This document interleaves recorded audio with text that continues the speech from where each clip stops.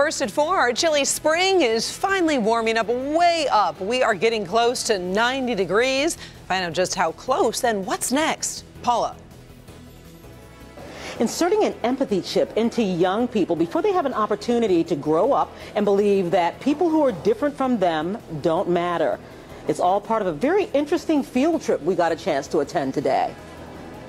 All right, looking forward to that. Thank you, Paula. Also, first at 4, look at these photos of a smashed windshield, the story of a freak accident on 696, and what happened to the woman behind the wheel. Up first, a shootout on Detroit's east side, why police say they had to return fire. All next. Live from downtown Detroit, Local 4 News First at 4 starts now. Good afternoon, everybody. I'm Karen Drew. We're following a story coming out of Detroit's east side where one person has been shot in an officer-involved shooting. That shooting happened on East Jefferson Avenue near St. Albans Street after a short chase on foot. According to police, a man was at a hotel acting erratically and had a gun. When police came in contact with him, they say he took off and fired several shots at the officers, who then returned fire, hitting the man twice. I saw a gun when he pulled it out, and I saw, oh my God, he got a gun. But the officers didn't immediately shoot him. They waited a few seconds, they chased him a little more, and he was trying to aim it at him, running, and then that's when they started shooting at him. The suspect was taken to the hospital with non-life-threatening injuries. No officers were injured. Well, imagine driving down the interstate 1 minute, the next you're getting hit in the head by a piece of concrete. That's what happened to one woman. Luckily, she will be okay. She was driving westbound on I-696 when a chunk of the highway came crashing through her windshield and struck her. She was knocked unconscious and crashed into another car. The woman was taken to the hospital with non-life-threatening injuries. Crews have since patched up that hole on the highway. The Ford Motor Company is now confirming what kind of job cuts are coming after reports it would cut 10% of its workforce. Today, Ford says the number is actually much lower. About 1,400 positions will be eliminated. Those cuts coming in North America and Asia. Ford says it will cut 10% of its non-factory workforce, and those cuts should happen through early retirement and separation packages. Ford says it doesn't expect any involuntary layoffs. Some long-awaited news for those living and working in the city of Detroit. The city plans on spending $63 million to improve 100 miles of residential and major streets this year. Approximately $4 million of the program will be spent on road enhancements, such as installing new bike paths and rehabilitating the Bagley Street Bridge. Additional funding also has allowed for improved street maintenance. For a full list of the road repairs, hit our website, clickondetroit.com. Oh, it's getting hot out there in our first forecast. Andrew Humphreys in for Ben. And Andrew, did we hit 90 already today? Karen, absolutely amazing. We're getting close to it, as you said earlier, only by 2 degrees. We're 2 degrees shy of 90 degrees at 88 right now over at the airport. Well, it's 86 at City Airport, 86 steamy degrees for our friends over in Pontiac and in Mount Clemens, and more heat for tomorrow. Summer-like showers and storms, they're all someplace else. So we're all in for a dry evening and a dry night for tonight. Look at the sunshine as we're at 88 degrees. It is breezy out there with winds at around 31 miles per hour, but it's bringing in that warm or hot air. Tonight at the ballpark, no rain to worry about, but make sure you drink plenty of water at the ballpark. Temperatures in the 80s through 7 o'clock. The game starts just after 7. Orioles in town, and still in those warm 70s by later this evening. What about showers for tomorrow? What about lower or higher temperatures for this weekend? We'll talk about that in your full 7-day forecast. All right, thank you, Andrew. We've got some breaking news right now. The stock market has just closed. It has been a crazy day, dropping more than 370 points during the afternoon. Concerns about the Trump White House making investors very nervous. And speaking of the White House, let's talk about the controversies swirling around the White House. Congress is now demanding to see that James Comey memo that claims President Trump asked the former FBI director to stop an investigation into former National Security Advisor Michael Flynn. Kimberly Gill following the very latest. And Kim, this memo has one Republican congressman actually talking possible impeachment. Yeah, Karen, you're right. Good afternoon to you. Lawmakers from both parties are reacting to the report that a memo exists from James Comey alleging the president asked him to drop the investigation into Michael Flynn. Now, U.S. Congressman Justin Amash Bush from West Michigan became the first Republican to express support for impeachment if Comey's memo is true. Now, the congressman's comments come as the Senate Select Committee on Intelligence is calling on Comey to appear before Congress and testify, both in an open hearing and a closed hearing. Congress has also called on the FBI to provide them with Comey's memo and any other relevant documents to the Russia investigation. Democrats say the memo only highlights the need for an independent investigator into Russian meddling in the presidential election, while House Speaker Paul Ryan says he wants to have the facts before judging the memo. But we have an obligation to carry out our oversight regardless of which party is in the White House. And that means before rushing to judgment, we get all the pertinent information. So we're going to learn some things in the process. Will it lead to impeachment? I don't know. But one thing is for sure, this is a critical moment. Well, the House Oversight Committee has also asked Comey to testify. A hearing is set for May 24th, but Karen, still no answer on whether the former FBI director will accept that invitation. But we will, of course, be following it and keep you posted. All right. Thank you very much, Kim. Well, the Comey memo has almost, but not quite, eclipsed the other controversy the White House is dealing with today. NBC reporting U.S. officials had asked the media not to share the same intelligence information President Trump may have revealed to Russian diplomats in the Oval Office. The White House says the president has done nothing wrong since he is in charge of what information can be shared. But Congress has a lot of questions about exactly what information was shared and why. Meantime, President Trump is getting support from his Russian counterpart. Vladimir Putin says he will turn over transcripts of that White House conversation to Congress if the White House approves. Speaking during a press conference with Italy's prime minister, Putin says the U.S. politicians raising concerns about Russian influence in the 2016 election are either stupid or dangerous or unscrupulous. Breaking barriers is the theme of a special field trip for students from Detroit and Chelsea. Today's trip comes after the students have spent an entire year getting to know each other as pen pals. Our Paula Tupman shows a unique program teaching the students a lesson that people of all ages could also learn. I think it's pretty safe to assume that if you're a kid growing up in Chelsea, Michigan, with all of these wide open spaces, that if you're a kid growing up in Detroit, where almost everything looks different, not just the geography and the economics, but imagine if you're able to explore those differences as a kid. And that's the whole idea behind the Pen Pal Project. Dear Jasmine, hey Savion, dear Maddie, I've been diagnosed with an illness. I've enjoyed spring break. For the last year, students from Detroit and students from Chelsea have been writing pen pal letters to one another in a project designed to insert an empathy chip into adolescents before they grow up. At both Westside and Chelsea, it doesn't tend to be a large, diverse population at either school, racially and also socioeconomically. And so it's nice for students to be able to see those different perspectives, and then when they interact with other people who may remind them of their pen pal, they kind of have that level of empathy that they may not have had before. Nothing is as universal for a teenager as pizza and dancing.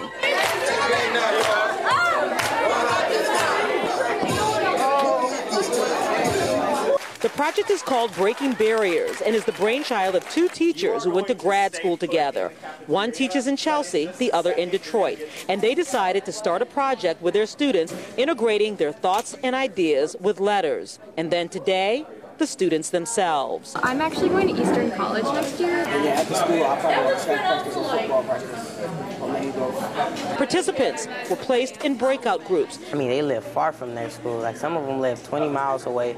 When people from our school, we live either a block away or a couple minutes away. I definitely was able to see some of the things like that they have to deal with in their day-to-day life. It's different from like what I have to deal with it. And through this process, they've been able to find common ground. I don't know if there's that many big differences in who the kids are, but I think there's differences just in where they are.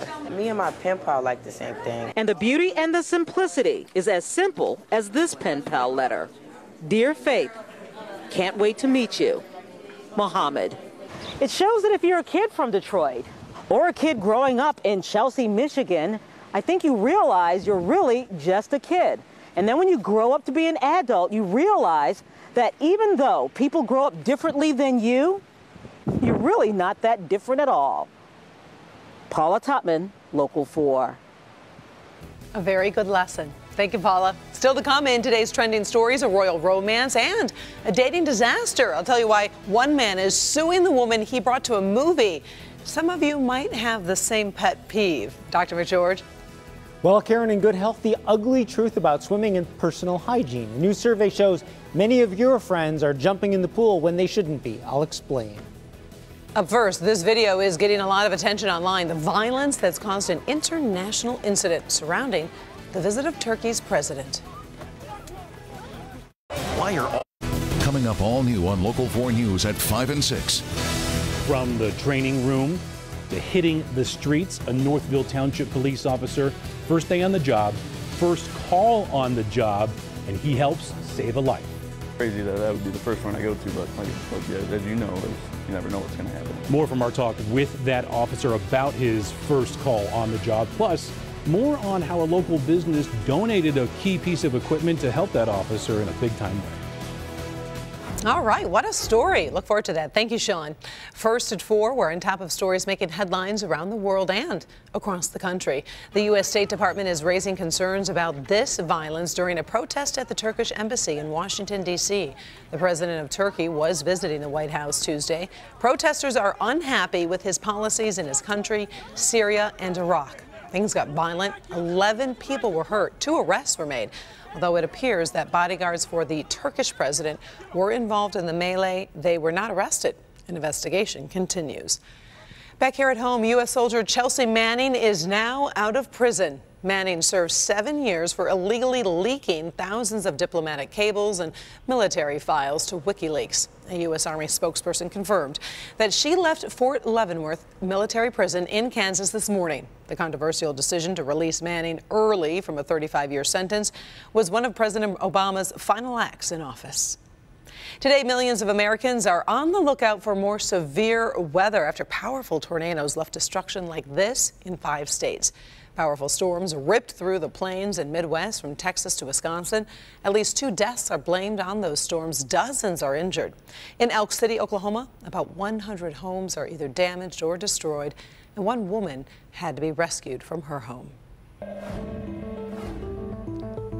In Good Health, swimming pool season is coming, and now a new survey finds many adults are not paying close attention to hygiene. Dr. Frank McGeorge is here, and this can really have some serious consequences. Absolutely, Karen. You know, you would think if someone had diarrhea especially, they would stay out of the pool. But that is apparently not the case. In fact, a survey showed as many as 1 in 4 adults would swim within 1 hour of having diarrhea. And about half seldom or never shower before getting into a pool. Now, obviously, pools are chlorinated, and that can reduce some contamination. But remember, there are parasites that can survive quite a while, even in chlorine. So, if you or your child has been sick with diarrhea, as a courtesy to everyone else that uses that pool, it's best to stay out of the water for 2 weeks. And also, to protect yourself, shower after using a pool, and of course, avoid swallowing the water. It's very sad we have to do this story. Yeah. It's really But in terms of numbers, does it surprise you? And in terms of adults, I mean, they really should know better. You would think, and it doesn't really surprise me that much because I don't think people are as aware of, as they should be, of the limits of pool disinfection. I mean, it works, but it's not perfect. And also, frankly, there's just the courtesy factor. Right. Not everyone is quite as self-aware or thoughtful of others. But just remember, in the pool, what goes around comes around. All right. Good phrase. I'll remember that. Thanks, Doc. Oh, well, it's good pool weather. Let's go there, Andrew. Really? Weather is after that, Karen? Yep, take it away. All right. I shower before every weathercast, so you can watch safely, everybody. All right, we have temperatures tonight.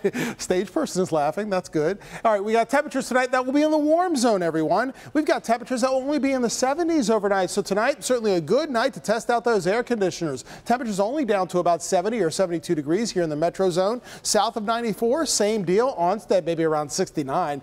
Still, though, these temperatures that we're going to see overnight, they're closer to our average highs this time of year. In the west zone, west of 275, anywhere from 68 to 72 degrees. Same thing in our north zone from Emmett and Capac to around Romeo, northern Oakland County, also upper 60s and low 70s overnight, and remaining dry, just as it is now. I mean, it is muggy out there. You can really feel it with 88 degrees currently and a strong south-southwest wind at around 31 miles per hour. It's near 90 degrees for our friends in Macomb Township, above 90 in Ferndale. Look at that, 92. While it's still in the middle and upper 80s from Livonia, also into the Dundee area, around 85 to 88, and it still remains very warm over the next couple of hours. All of these temps, many of them 6 to 14, even 15 degrees above what they were yesterday. And it was, you know how warm it was. We were in the 80s, near the 80s yesterday as well. This strong surge of warm air continues across all of southeast Michigan, not just right here in Detroit. So everyone makes it back into the 80s tomorrow. Strong to severe storms, we got to worry about that mainly for our friends and neighbors far off to our west for now. You can see Des Moines, Iowa, parts of southern Minnesota getting hit with showers and thunderstorms. It remains hot and humid for this time of year for today, also tomorrow afternoon. But this area of low pressure gets a move on tomorrow and gets closer to us. A cold front brings some changes. First, a chance of showers and storms for us here in Detroit and southeast Michigan for tomorrow. 4 p.m. and afterwards. So no complete washout for the day, but there is a chance on the ride home from work or when you pick the kids up from school and around dinner plans, chance of those showers and storms move in. Once that cold front moves through, it becomes a lot less humid and it becomes cooler for the rest of the week. Is there a chance of severe weather? Well, a slight chance, a slight to marginal risk. So only about 10 to 30%, and that's mainly between 4 p.m. tomorrow and 8 p.m. tomorrow. Again, that's for tomorrow, not for tonight. Tonight, partly cloudy, warm and muggy, temperatures down to around 70 degrees on average. Sunset is at 8:50. During the day tomorrow, we jump from the 70s back into the 80s, 87 for a high, a chance of showers and storms, Karen, but not until 4 in the afternoon and afterward. Cooler, still warm though, 60s to around 70 degrees, but a lot drier and more comfortable before it warms up a bit again by Sunday. Back over to you. Andrew, in today's trending stories, a real-life princess finds true love, but her fairy tale ending comes with a catch.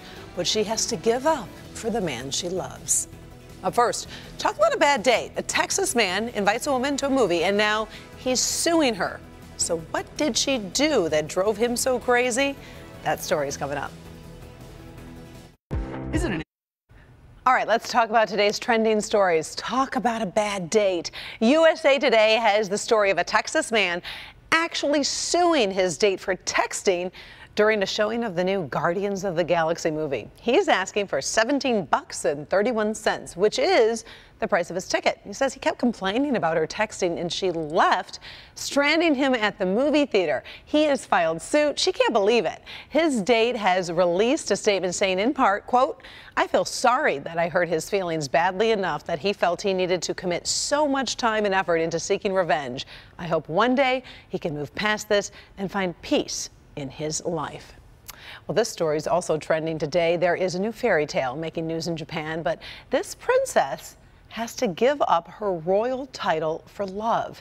The 25-year-old Princess Mako is the granddaughter of Emperor Akihito. She's in love with a commoner, but there's a centuries-old law requiring royals who marry commoners to give up their royal status. She's about to get engaged to a grad student who works at a law firm. It's not official yet, but the Japanese are starting to worry about their shrinking royal family. It is down to just 18 members. All right, my daughter's going to be really excited about this story. Remember eating Lucky Charms and sometimes you just wanted those marshmallows? Andrew's laughing. It's true. General Mills remembers and will be releasing 10,000 boxes of marshmallow-only Lucky Charms. It's happening this year, but you can't buy them. You have to win them in a sweepstakes. You will need to buy the regular cereal and look for a code on the inside of the box. Then you can enter that code online to see if you've won. The sweepstakes will run through December. Still ahead, not every dad would be able to build a treehouse like this, but you might say it's in his blood. A fantastic family tradition. Next. He kept a dark secret from his days in the military. There was a lot of anger. I hated the Navy. I hated the VA. Sexually assaulted while serving our country. One grabbed me and pulled me in. Now he's sharing his story and his time to help those who know the pain. The Defenders, tonight at 11.